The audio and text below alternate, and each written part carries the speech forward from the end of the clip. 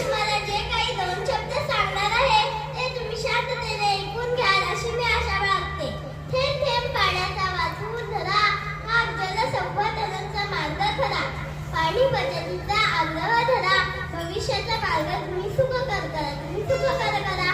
यावरून तुम्हाला समजले असेलच की मी आज कोणत्या विषयावर बोलणार आहे. माझा विषय आहे पाणी वाचवा, जीवन वाचवा.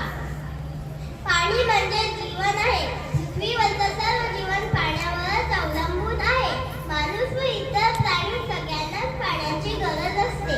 पण आज आपण पाण्याचा वापर खूप निष्काळजीपणे करत आहोत.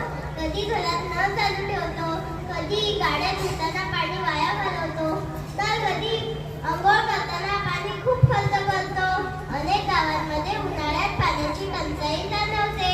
पाणी वाचवण्यासाठी आपण काही सोपे उपक्रम करू शकतो. ब्रश करताना नळ बंद करणे, हवे तेवढेच पाणी आंघोळीला घेणे, पावसाचे पाणी साठवून त्याचा उपयोग करणे. जलसंधारण हा एक उत्तम उपक्रम हाती घेणे.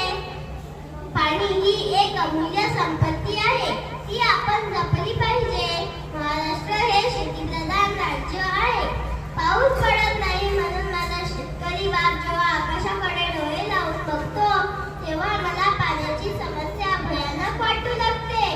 माझ्या शेतकरी राजाच्या डोळ्यातून पाणी येते, पण शेतीला पाणी मिळत नाही.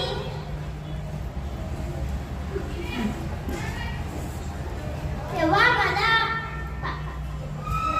मला भविष्यवादी समस्येवर मात करण्यासाठी जलसंवर्धनाचा, पाणी बचतीचा संकल्प करावा लागतो. म्हणूनच चला एक होऊया, पाणी बचतीचा मंत्र आत्मसात करूया.